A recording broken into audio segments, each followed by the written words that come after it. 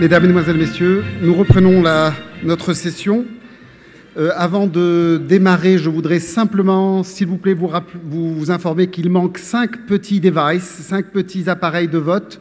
Et si l'un ou l'une d'entre vous aurait oublié... Ah, il y en a un. Oh, ben c'est merveilleux. Écoutez, je demanderai alors plus que 4. Plus que 4, monsieur, regardez.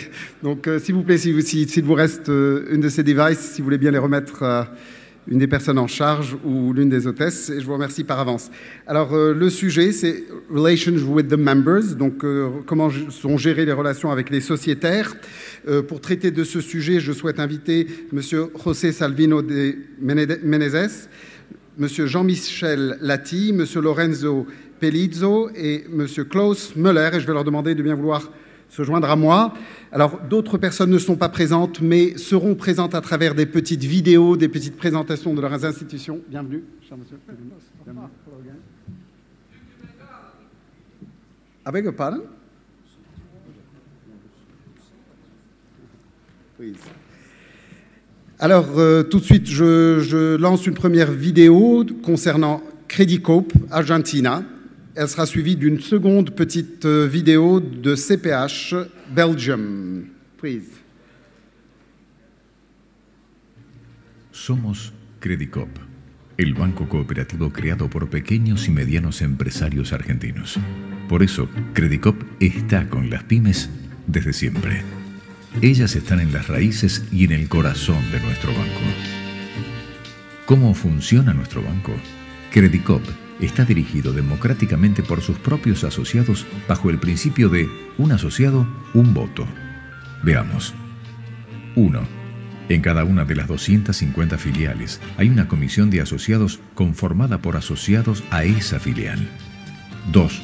De los asociados también surgen los delegados, que conformarán la máxima autoridad, la Asamblea General de Delegados. 3. Esta asamblea nombra, de sus propios integrantes, a los consejeros administradores, titulares y suplentes. Los titulares conforman el Consejo de Administración y este, a su vez, designa a los 9 consejeros que constituyen la mesa directiva del banco y también eligen un secretario de Educación Cooperativa. 4. Por otra parte, el banco se encuentra dividido en 22 zonas geográficas y en cada una de ellas existe una comisión asesora zonal integrada por los consejeros administradores y los presidentes de las comisiones de asociados de las filiales de esa zona, que junto a los gerentes zonales de la misma, trabajan como nexo de gestión entre el Consejo de Administración y las comisiones de asociados. Esta estructura institucional garantiza plenamente el funcionamiento democrático de la cooperativa y de sus órganos de gestión y control. Nuestro banco, hoy, nuestras 250 filiales, se encuentran unidas por una moderna infraestructura tecnológica, lo que nos permite operar con eficiencia en todo el país. Nuestros servicios cubren 2 áreas básicas: banca empresa y banca personal. Nuestros valores. En estas más de 3 décadas de fecunda labor y con el permanente apoyo de nuestros cientos de miles de asociados, logramos ocupar un destacado y reconocido lugar como entidad financiera que trabaja día a día para el desarrollo del país y de su gente. Comprometidos, junto a otros sectores sociales, en la construcción de una sociedad más equitativa y solidaria que garantice una vida digna a todos los argentinos y difundiendo los valores y la práctica cooperativa como una herramienta idónea para la transformación social. Esto es Banca Solidaria. Esto es Banco Crédit Coop, donde la democracia y la eficiencia se complementan y se potencian para la gestión económica y la participación social en una sociedad democrática.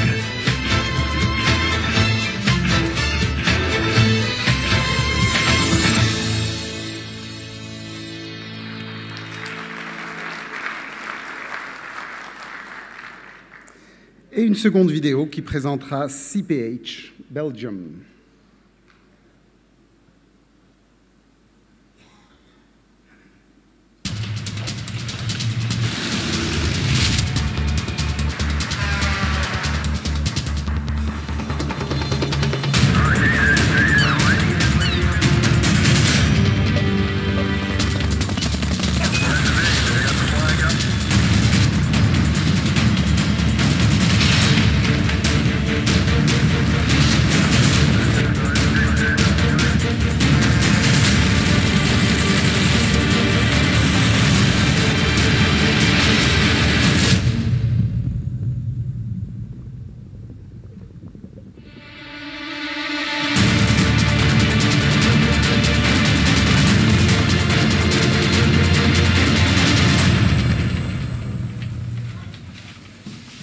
Pour votre crédit et votre épargne, Banque CPH.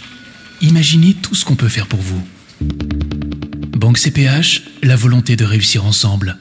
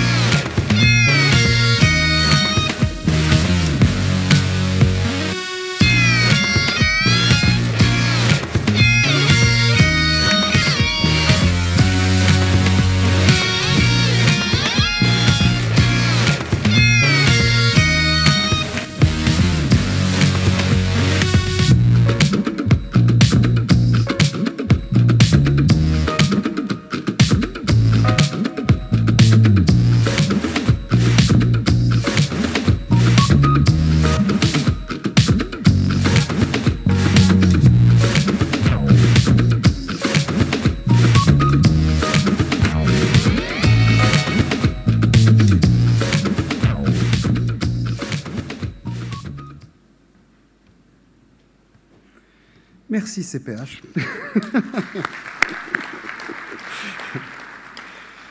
Alors, il y aura d'autres présentations probablement, d'autres illustrations, et je vous demanderai de les annoncer à ce moment-là, parce que vous saurez mieux probablement les présenter que je ne le ferai.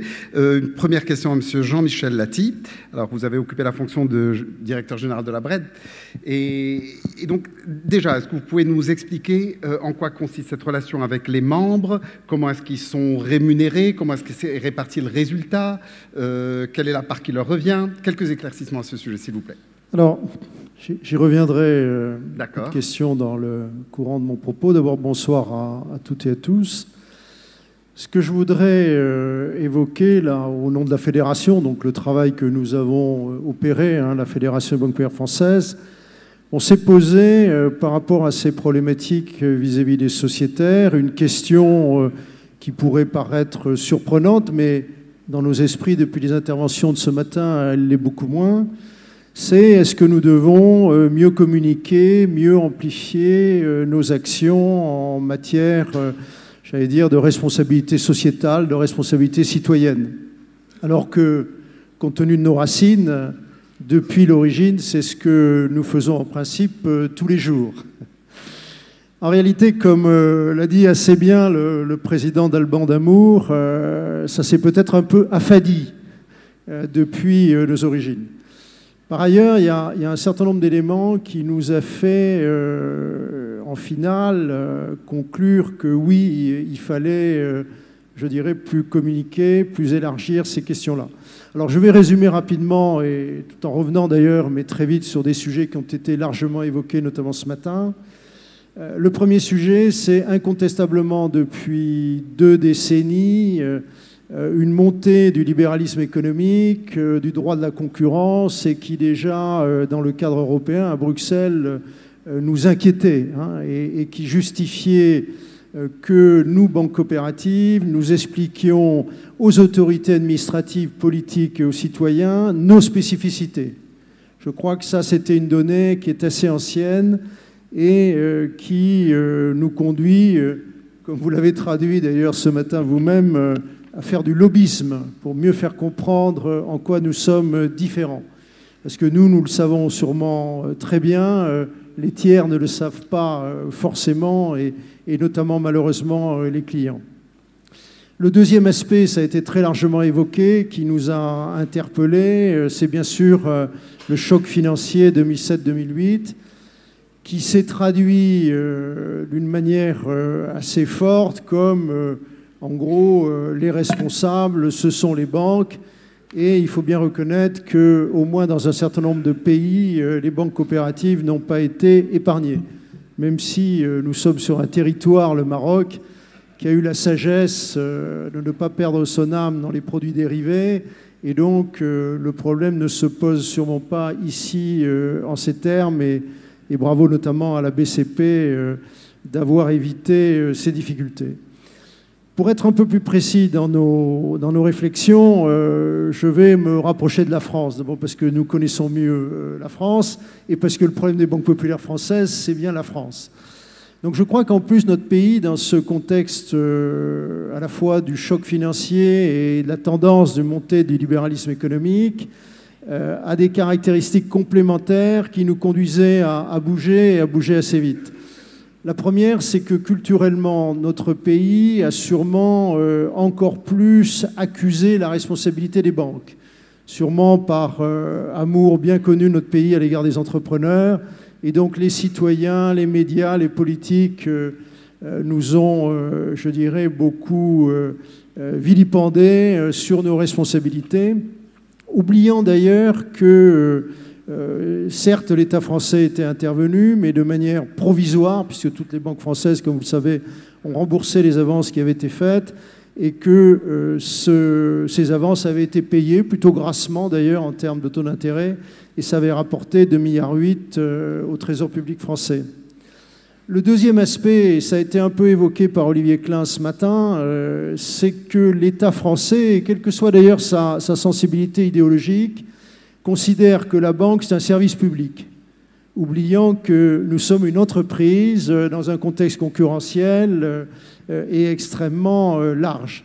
Donc ça, c'est une deuxième caractéristique qui est peut-être encore plus forte en France. Une troisième caractéristique, là aussi, je la rappelle parce qu'Olivier l'a évoqué ce matin, c'est que pour des raisons qu'il a reprécisées, livret A, OPCVM, assurance vie, nous avons un élément de contrainte qui nous est assez spécifique et qui est très fort chez les banques populaires françaises, c'est un coefficient d'emploi extrêmement élevé. Nous sommes vraisemblablement aux alentours de 135, 140 de coefficient d'emploi, donc de crédit par rapport aux ressources bilancielles. Et il est certain que le choc financier ayant mis en cause les financements interbancaires, nous sommes également très interpellés. Et puis je dirais, nous sommes interpellés aussi par la concurrence.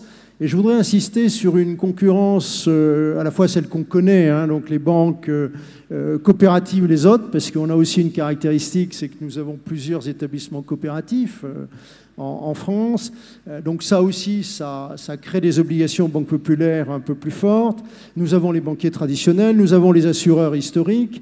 Et nous voyons apparaître progressivement sur des parties de business qui, pour nous, seront sûrement déterminants en termes de PNB, de marge et de fidélisation de la clientèle. Je fais allusion à tout ce qui est produits prévoyance, dépendance et produits santé. Nous voyons apparaître de manière extrêmement réactive, et ça sera de plus en plus fort, des structures paritaires mutualistes, dont les exemples connus sont AG2R La Mondiale, Malakoff Médéric. Donc tous ces éléments nous ont fait conclure au Conseil et à l'Assemblée générale de la Fédération que si nous n'étions pas vigilants dans la justification de notre positionnement vis-à-vis des valeurs sociétales, vis-à-vis en fait de ce que nous prétendions être et qu'il fallait l'être effectivement, eh bien je pense qu'au-delà de tout ce qu'il faut faire avec la clientèle, mais que vous connaissez tous dans la salle, les connaître, les fidéliser, les équiper, que dans la mesure où notre métier est basé sur la confiance, il fallait avoir un discours clair par rapport à notre histoire et il fallait le mettre en ligne de manière claire, évidente et sans discussion. À la fois d'ailleurs pour nos collaborateurs, là aussi Olivier l'a très justement fait remarquer ce matin, mais bien évidemment surtout pour nos clients et nos prospects. Donc de ce fait, on s'est dit on bouge. Alors comment on a décidé de bouger à la Fédération et non pour les banques françaises? On s'est attaqué à un premier pan qui est le dividende coopératif. Alors dans la définition du dividende coopératif, c'est en gros toutes les actions que nous menons vis-à-vis, je dirais, d'un certain nombre de tiers qui n'ont pas, je dirais, une réponse commerciale immédiate. C'est donc de la solidarité. Alors, par rapport à ça, on s'est heurté au départ à deux problèmes. Un de forme, et que je souligne parce qu'il peut être important à régler dans des groupes comme les nôtres, c'est d'abord de bien être capable de mesurer financièrement ses actions. Ce n'est pas forcément si évident, et je reviendrai en donnant quelques exemples par la suite. et ensuite de s'assurer que nos systèmes d'information permettent de les agréger. Alors, pourquoi on a choisi le dividende coopératif? C'est parce que justement, il peut s'exprimer en euros et donc être très lisible vis-à-vis de l'extérieur. Mais la discussion qui nous a beaucoup occupés dans cette phase préparatoire initiale, c'était de se dire il faut que les tiers reconnaissent que nous n'avons pas mis dans ces montants-là des opérations qui sont des opérations d'animation commerciale, d'entretien commercial, de partenariat. Et donc, on s'est livré avec un cabinet spécialisé à bien respecter les règles ISO 26000 qui régissent toutes ces questions de développement durable. Et nous avons donc arrêté un certain nombre d'éléments qui nous paraissaient incontestables vis-à-vis de ces règles ISO. Et on trouve rapidement, pour ne pas passer trop de temps, mais on a effectivement identifié ce que nous faisions en matière de création d'entreprise, d'aide à la création d'entreprise, tout ce que nous faisons en matière de microcrédit avec nos partenaires, et notamment l'ADI, qui est notre partenaire principal en France. Ce que nous faisons en liaison avec les universités, on a beaucoup d'actions avec le monde éducatif et le monde universitaire. Et nous avons aussi nos fondations qui ont un rôle de soutien par exemple, de virtuoses en matière musicale, de jeunes, de projets de handicap. Voilà, donc on a arrêté très précisément ces éléments et après on s'est dit on peut communiquer et donc nous avons, ça c'est terminé, on a donc communiqué et le montant est voisin de 15 millions d'euros. Alors c'est là où je voudrais revenir à votre question. C'est vrai qu'on a une caractéristique dans les banques populaires françaises, mais je pense que c'est vrai aussi d'un certain nombre de banques coopératives dans d'autres pays, c'est en réalité, pour parler moderne, notre payout est assez faible. Il est assez faible pour deux raisons. D'abord parce qu'il y a une réglementation en France qui régit l'intérêt maximum qu'on peut verser au titre des parts sociales et qui donne un chiffre, suivant les années, depuis 3-4 ans, voisin de 4 au maximum. Et puis parce que peut-être nous faisons trop peu d'incorporation de réserves à titre gratuit qui viennent bonifier en complément, je dirais, la rémunération de nos sociétaires. Et donc, l'aspect dividende coopératif, il avait aussi cet aspect-là, de montrer qu'au-delà du payout, eh bien, nous assurions un financement complémentaire.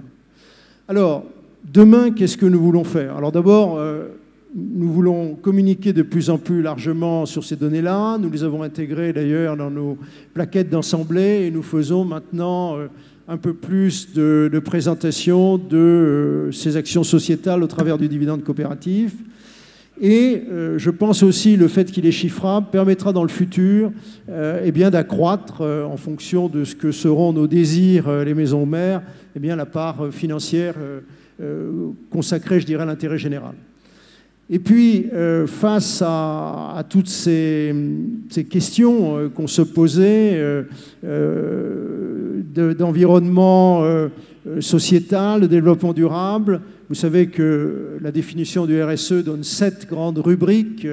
Donc le dividende coopératif en traitait une, et nous avons décidé de nous attaquer, en plus du dividende coopératif, à 2 domaines qui nous paraissent prioritaires. Celui de la gouvernance. Je crois qu'il a été remarquablement et largement exposé dans la séquence précédente et que Raymond a exprimé très très clairement nos volontés dans ce domaine. Et puis le deuxième domaine, c'est la protection des consommateurs. Et notamment, nous voulons développer, à partir de quelques expériences qui ont été conduites par 2-3 maisons mères, la création d'agences